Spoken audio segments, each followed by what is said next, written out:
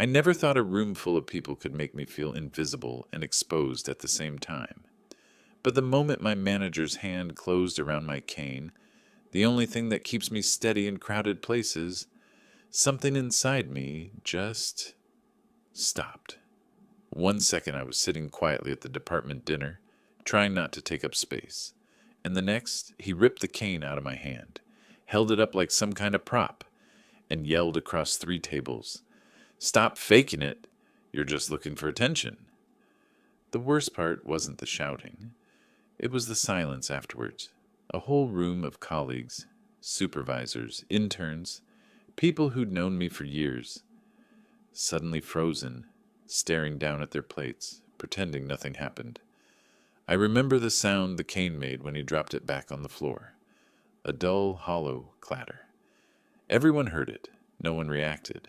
For a second I thought maybe I'd misheard him, that maybe the noise in the restaurant swallowed his words. But no. Everyone heard exactly what he said.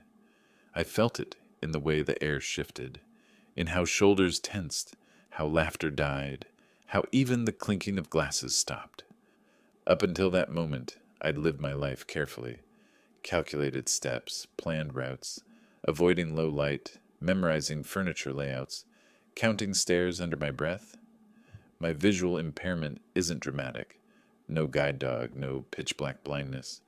Just a constant haze, a lack of depth, a world that blurs at the edges and twists shadows into obstacles.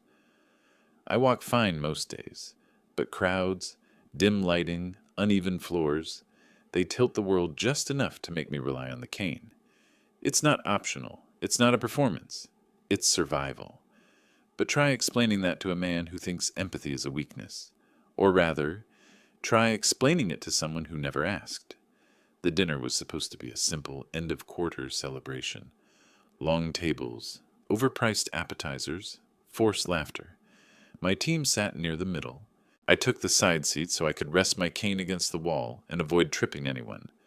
I remember the warm lights, the smell of roasted garlic, the low chatter, and then the moment my manager leaned over, smirked, and said loud enough for half the room to hear, "You can walk fine without it.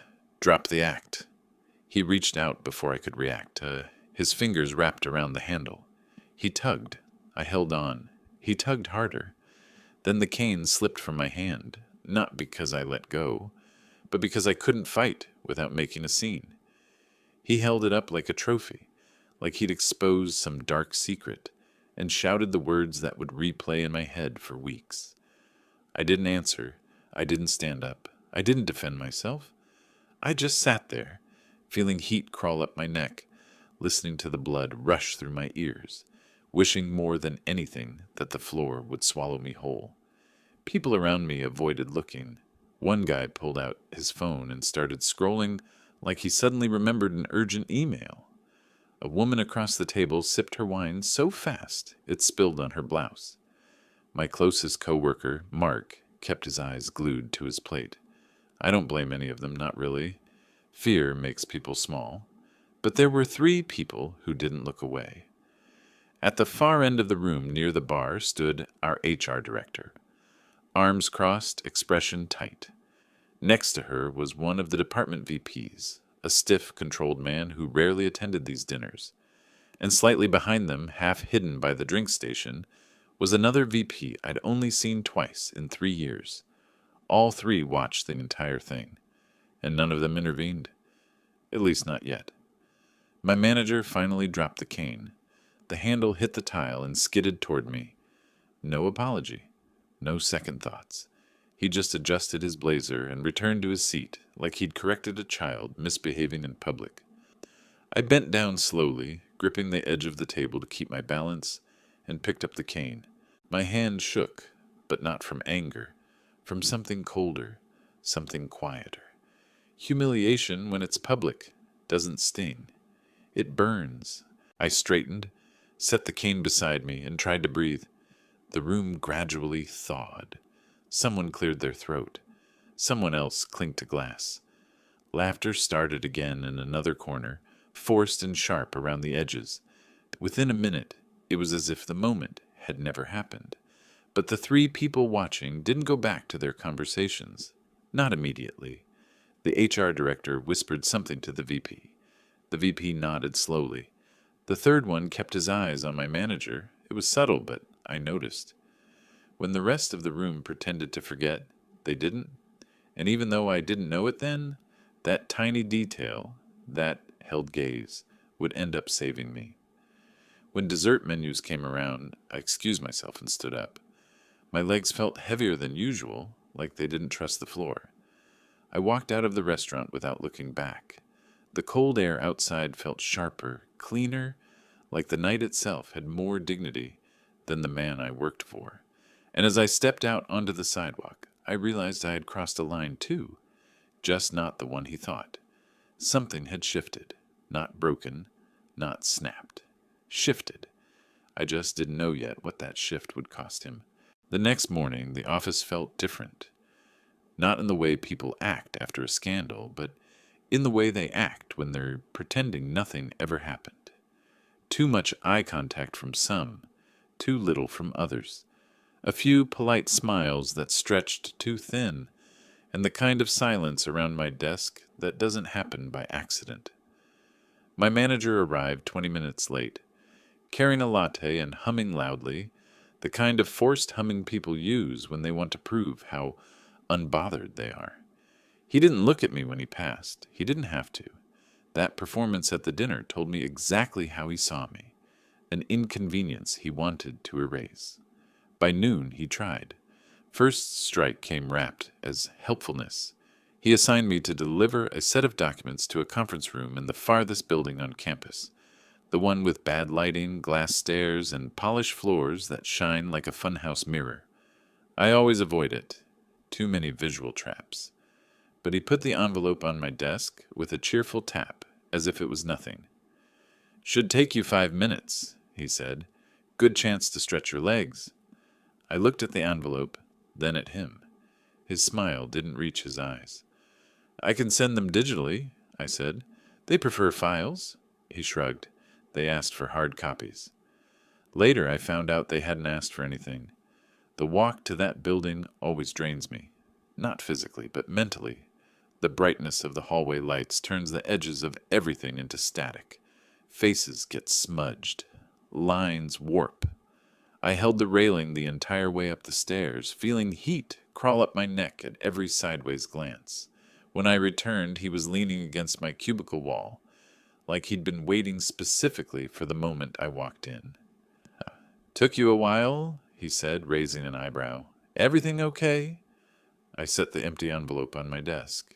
"Yes." "Good," he said. "We need team members who don't rely on crutches, you know. Figuratively speaking, of course." He winked. He knew exactly what he was doing. By the third chance to stretch my legs, I stopped pretending this was coincidence. Then came the second strike, subtler. He started sending me files in the smallest font size possible. Tiny gray text on white. Spreadsheets that looked like static on a screen. When I asked for a version with readable formatting, he sighed dramatically.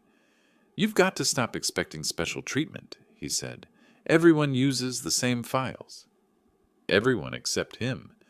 Because when I checked the version he sent to the team, the font was normal. I didn't confront him. I didn't make a scene. I simply adjusted my monitor closer and kept going. Third strike hit harder. I walked into a weekly stand-up, and he introduced me with a laugh. "Careful, everyone.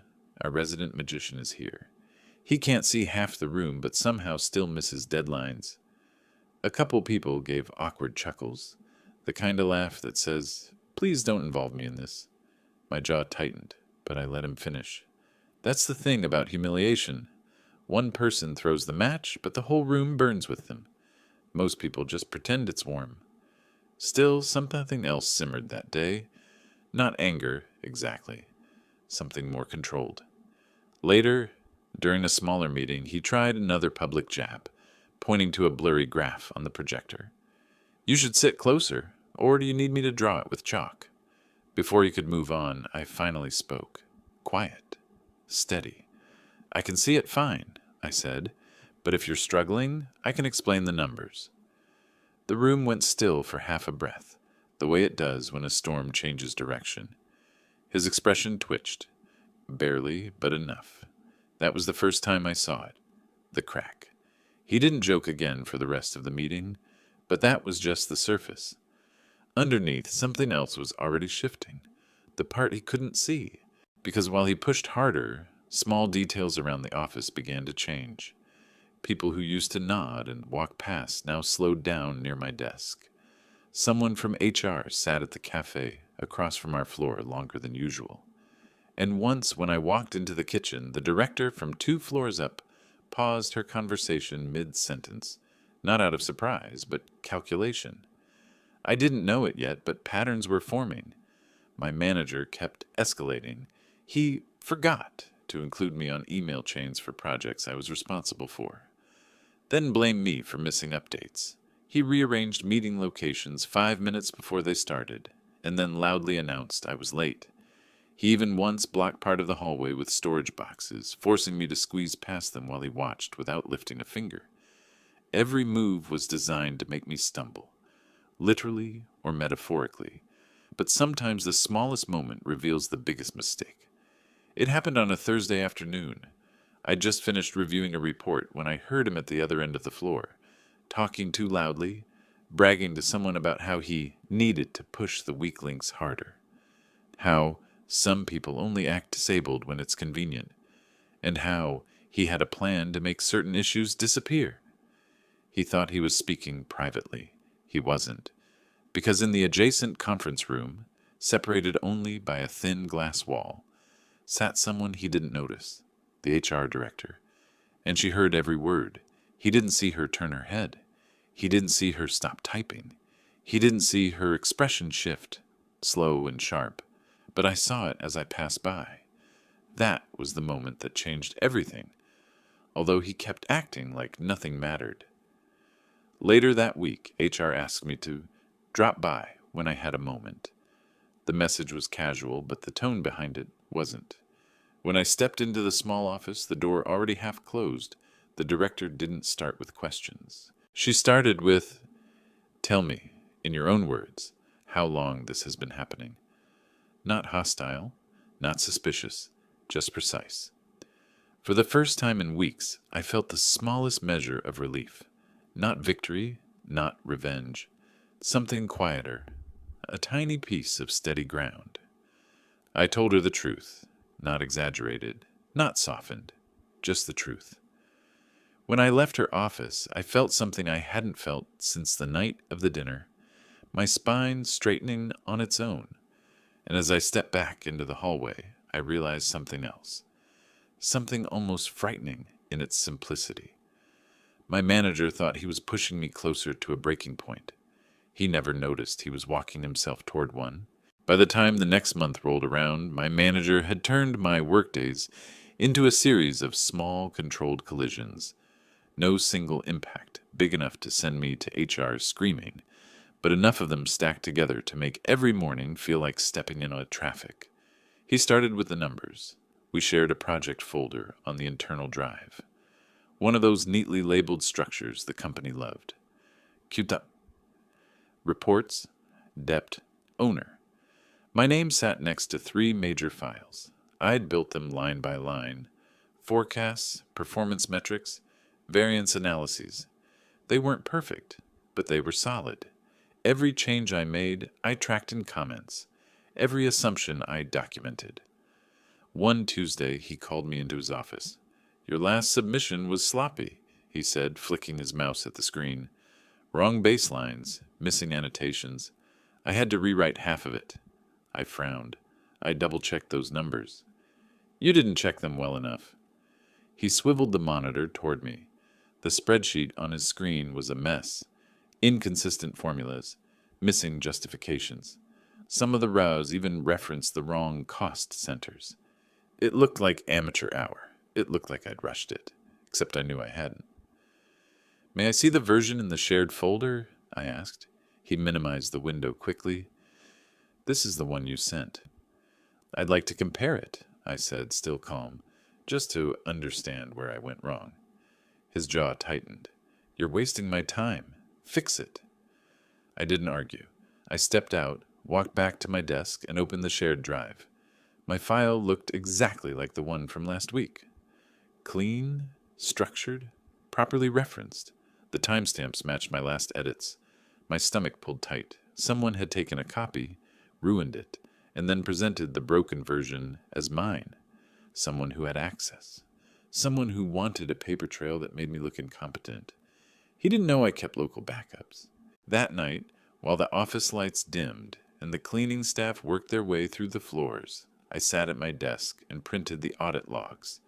Version history, timestamps, edit origins.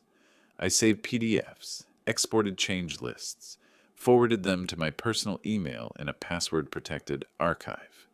Not because I planned some dramatic reveal, because chaos has a way of making people sloppy, and paperwork doesn't lie.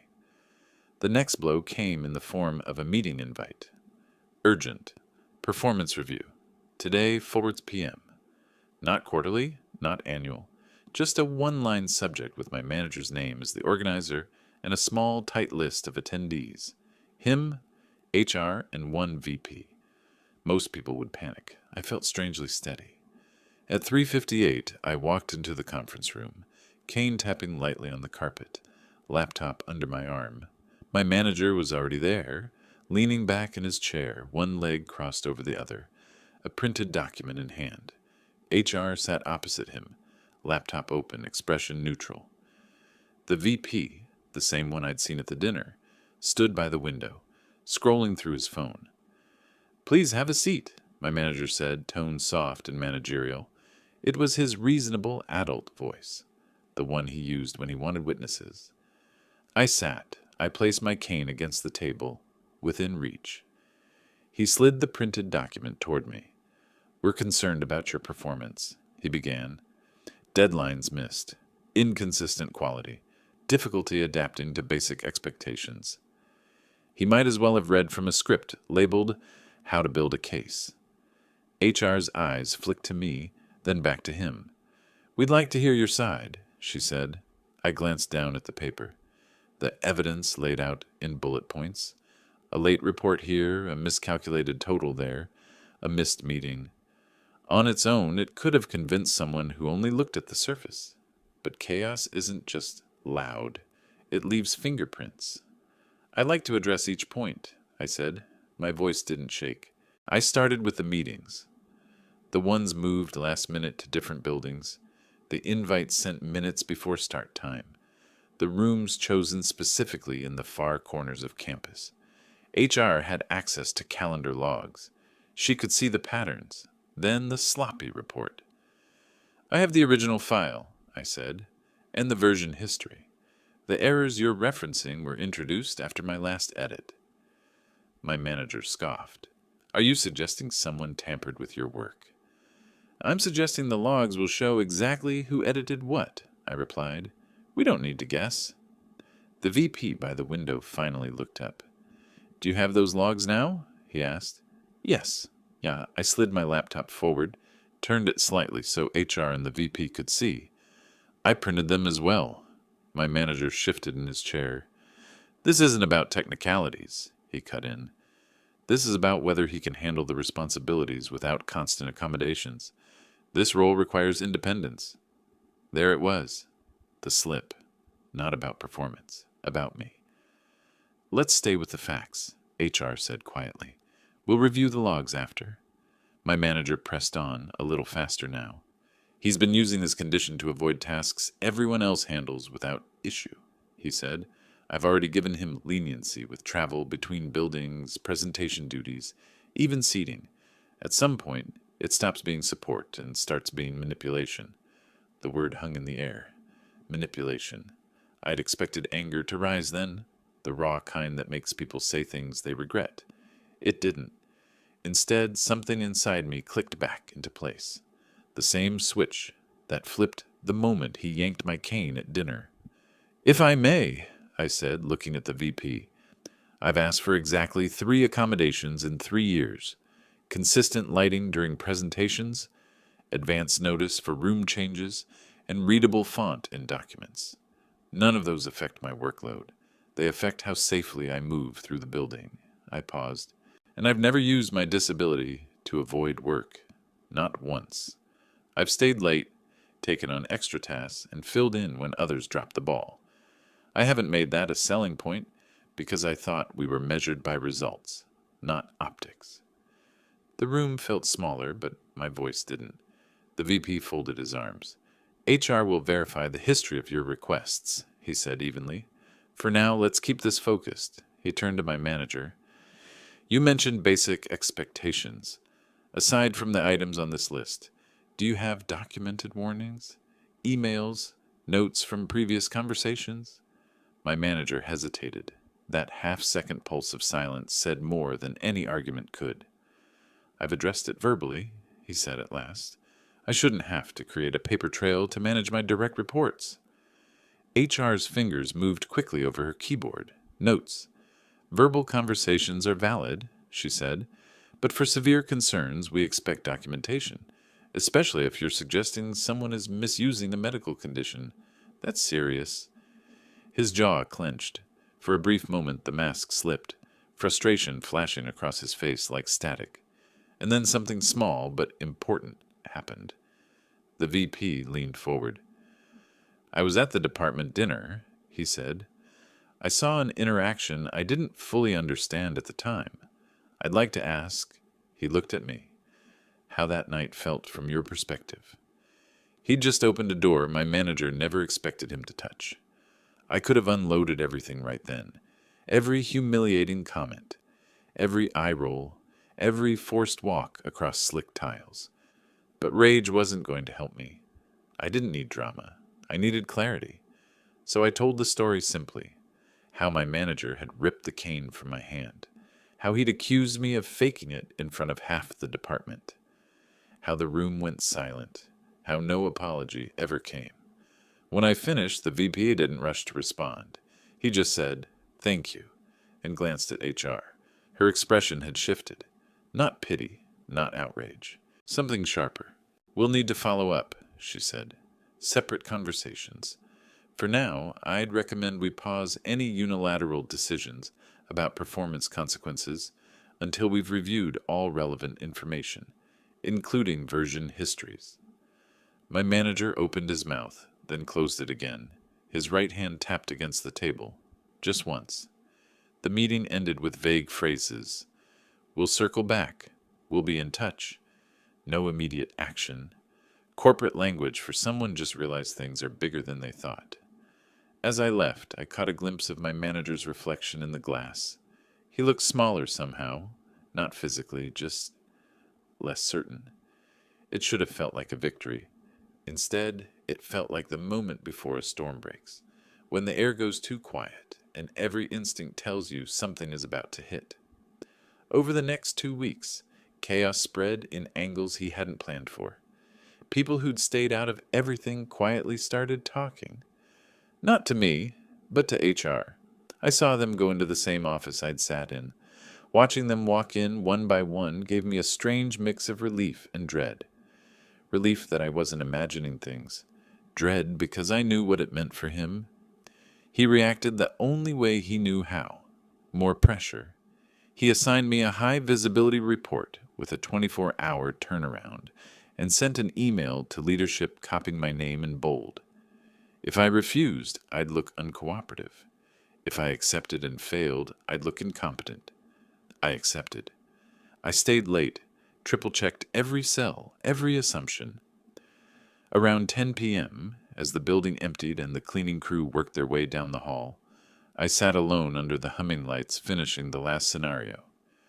At 10:34, an email landed in my inbox from him. Need this on my desk first thing tomorrow. No excuses. I didn't reply. I sent him the final version at 10:49, attached the underlying data, and uploaded everything to the shared drive. Then I exported a copy to my local backup and one to the secure folder HR had given me after our meeting. I walked out of the building with my cane tapping in a steady rhythm, the night air cool against my face. He thought he was tightening the screws. What he didn't realize was that every turn of the wrench was being recorded, and soon someone else would be the one feeling the metal close in, Quarterly reviews were supposed to feel routine, a cycle of numbers, charts, predictable commentary, but the morning of ours felt too still, the kind of stillness that comes right before glass breaks. My manager walked down the hall ahead of me, shoulders squared, stride sharp and confident, as if today was the day he'd finally, officially put me in my place. He didn't know the ground under him was already shifting. The review took place in the large executive conference room, the one with the long glass table and floor-to-ceiling windows that made everyone look more important than they really were. I arrived a few minutes early, enough to see leadership gather. The VP from the dinner, another director, two senior leads, HR and my manager sitting near the head of the table like he belonged there. When I entered, he gave me a quick, dismissive nod. "Sit anywhere," he said lightly. I sat directly across from him. The meeting began with routine updates from the other teams. Numbers rising, numbers falling, charts that looked identical to the last quarter's charts. But I barely heard any of it. My heartbeat wasn't loud but present, steady, like someone tapping a pencil on a desk. When our department's turn came, my manager stood up with a thin smile, a stack of printed reports under his arm. "Let's start with performance issues," he announced. "Not department overview, not Q3 summary. Performance issues." He clicked to the first slide, my name, a bold header, "Concerns." He began calmly, almost soothingly. "There have been ongoing challenges with collaboration, timeliness, and accuracy." He flipped the page. "These errors," he tapped the slide, "have impacted project outcomes." The room stayed neutral, professional, detached. I watched his confidence grow with each word. He thought silence was agreement. He thought the pause meant people were absorbing his version. He didn't understand they were waiting. HR closed her laptop halfway. The VP leaned back, fingertips steepled. The director beside him folded her arms slowly. My manager kept going, oblivious. "And frankly," he said, turning toward me, "accommodations can only go so far. At some point, a role demands independence. We need people who don't require constant hand-holding." That word again. Hand-holding. He said it proudly, like a punchline. He moved to the next slide, the corrupted spreadsheet, the one he doctored. "This was the final version submitted," he said. "As you can see, there were significant inaccuracies." He paused for effect, expecting murmurs, nods, maybe a sympathetic sigh toward him. None came. "Any comments?" he asked. His voice held a practiced leadership tone. Patient, in control. I looked at the VP. He gave a single nod. I stood. "I do," I said plainly. I walked to the screen with my cane tapping lightly, not dramatically, not angrily, just steady. I connected my laptop to the HDMI, opened the folder HR had prepared, and clicked on the audit log. "This," I said, highlighting the timestamp, "is the last version I personally edited, the one saved from my workstation." I clicked again. "And these," I continued, pointing to a new set of entries, "are edits made after my final submission. Edits introduced from another machine, with a different login, one that belongs," I clicked once more, "to my manager." The room shifted, not loudly, but undeniably. My manager laughed, of a short, strained sound. "This is absurd," he said. "Version histories glitch all the time." "They don't," HR replied before I could speak. Her voice was calm.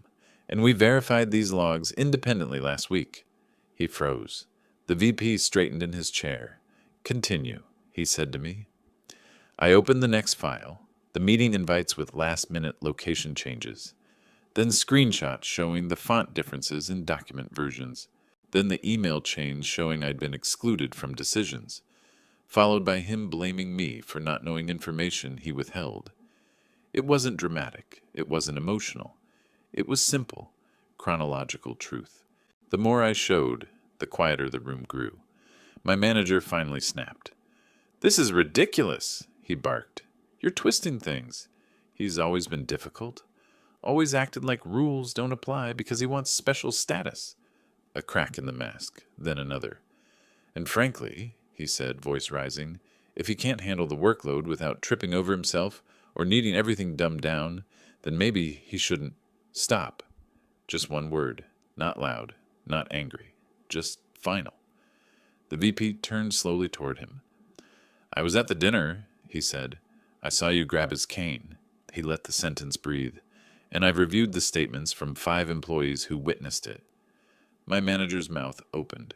No sound came out. "Disability harassment," the VP continued, "is not a performance strategy." He looked at HR. "Is the report complete?" HR nodded. "Yes, and the findings are serious." My manager's face whitened. "We'll discuss your status after this meeting," the VP said without looking at him. Then to me, "Thank you. We appreciate your professionalism throughout this process." My manager pushed back his chair so suddenly it scraped the floor. "This is a mistake," he hissed. "He's manipulating all of you. Please step outside," HR said firmly. The door closed behind him with a soft click. Not a slam, not a bang, just a quiet, decisive end. The room breathed again. "We'll follow up with the formal outcome," the VP told me. "But for now, know that we take this extremely seriously." I nodded. I didn't smile. I didn't gloat. I didn't even exhale in relief. Because real justice doesn't feel like fireworks. It feels like weight sliding off your lungs. When the review ended, HR walked with me to the elevator. "We'll have news soon," she said. "And for what it's worth, I'm sorry you went through this." I thanked her silently. 2 days later, the email arrived. "Your manager's no longer employed with the company." No fanfare, no details. Just the truth, delivered clean. Along with it came another message. "We'd like to offer you a transition into a new role with adjusted responsibilities, increased pay, and a private workspace. Your contributions have been recognized." I sat at my desk, my new desk in a quieter corner of the floor, and rested my cane gently against the wall. It didn't fall this time. The room had space for it. For me. For the first time in months, I didn't feel like I had to brace for impact. I leaned back in my chair, breathed in the stillness, and let the simplest realization settle. This wasn't revenge. It wasn't triumph. It wasn't even closure. It was just peace. The kind you notice only when the noise is finally gone.